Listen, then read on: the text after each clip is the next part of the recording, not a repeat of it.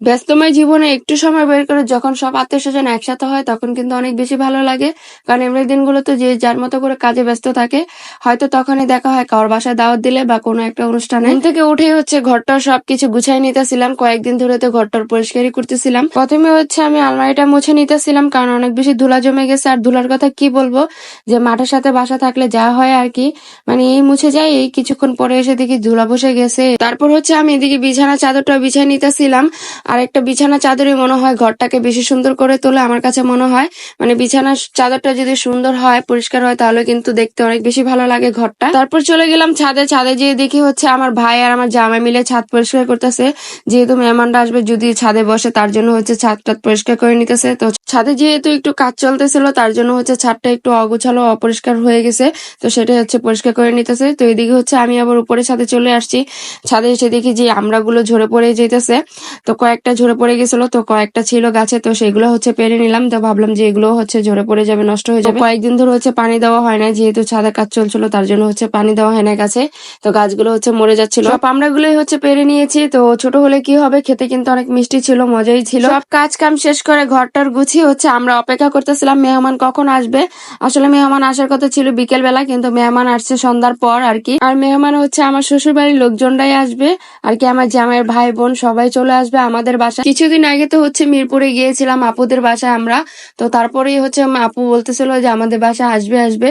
তো এই তো সময় সুযোগ করে হচ্ছে সবাই চলে আসলো আমাদের বাসায়। আর আস্তে আস্তে অনেক বেশি লেট করে ফেলছে, মানে সন্ধ্যার পরেই আসছে তারা। আর এদিকে হচ্ছে ডিমগুলো ছিলে নিতেছিলাম মেহমানদের জন্য। তো এদিকে হচ্ছে আমি আর আমার জামাই মিলে ছিলে দিতেছিলাম। তো মা ভেজে নিবে, অনেকগুলো ডিম ছিল, তার জন্য হচ্ছে দুইজনে মিলে ছিলে নিতেছিলাম। তো এই তো মেহমানরা চলে আসছে, তো সেই ক্লিপটা আমি নিতে পারিনি। তো মেহমানদের জন্য হচ্ছে আমি নাস্তা রেডি করতেছিলাম। তো এদিকে হচ্ছে নুডলস রান্না করছিলাম, আর এই যে ফল টল এই আর কি কেটে দিলাম মেহমানদের। আর মেহমান আসলে তো হচ্ছে তাদের সাথে একটু গল্প গুজব করতে হয়, এই কাজ ওই কাজ করতে হয়, তার জন্য হচ্ছে আমি এরকম ভাবে ভিডিও করতে পারি না, এই আর কি। তো এদিকে হচ্ছে আমার জামাই একটু ক্লিপ নিয়েছিল, সেগুলো হচ্ছে আপনাদের সাথে শেয়ার করতেছিলাম। আর সবচেয়ে বড় কথা হচ্ছে আমি ভিডিও করতেই ভুলে যাই, মানে যে জিনিসটা ভিডিও করব সেটা শেষ হয়ে যাওয়ার পর তখন আমার মনে পড়ে যে এই জিনিসটা না ভিডিও করব, তখন আর মনে পড়ে কি লাভ। আর মেহমানদের জন্য হচ্ছে বাইরে থেকে বাবুচি দিয়ে খাবার রান্না করে নিয়ে আসছি, তো সেটাই চলে আসছে। এবার হচ্ছে মাকে রান্না করতে দিইনি, মায়ের হাতে রোস্টটা অনেক বেশি মজা হয়। তো মাকেই ভাবছিলাম যে রান্না করতে দেবো, কিন্তু ভাবলাম যে মা হচ্ছে সারাদিন কাজকাম করেছে, আমিও কাজকাম করেছি।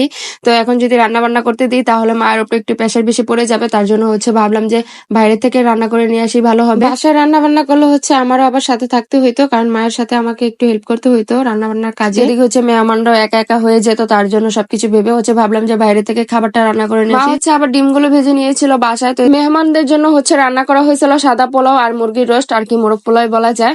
আর সাথে ছিল ডিম। আর এই তো আমাদের সব মেহমানরা এখানেই ছিল। তো এদিকে হচ্ছে আপুরা ভাইয়ারা দুলা ভাইরা সবাই ছিল। আর এই তো সবাইকে খাবার দাবার দিয়ে দিছি, কারণ অনেক বেশি রাত হয়ে যাচ্ছিল, সবাই যেহেতু অনেক দূরে দূরে যাবে, আপুরা যেহেতু মিরপুরে যাবে, সময় লাগবে। মেহমান আসার আগ মুহূর্তটা তো খুব ভালোই লাগে, কিন্তু মেহমান যাওয়ার মুহূর্তটা তো অনেক বেশি খারাপ লাগে, কারণ আবার কবে না কবে তাদের সাথে হচ্ছে দেখা হয়। কারণ সবাই হচ্ছে চাইলেও কেউ কার সাথে দেখা করতে পারে না, সবাই হচ্ছে কর্মব্যস্ত জীবন নিয়ে থাকে, সবাই হচ্ছে একটু দূরে দূরেই থাকে, তার জন্য হচ্ছে চাইলেও যাওয়া যায় না, এই আর কি। মেহমান যাওয়ার পর হচ্ছে সবার বাড়িতে একই অবস্থা থাকে, এই যে থালাবাটি সব ধোয়া পাকলা, এই কাজগুলো করতে হয়। তো যাই হোক, আজকের মতো এদিকে বিদায় নিচ্ছি, দেখা হবে নতুন ভিডিওতে। ভিডিওটি ভালো লাগলে অবশ্যই লাইক কমেন্ট শেয়ার করে দিবেন। সকলেই ভালো থাকবেন, আল্লাহ হাফেজ, বাই বাই।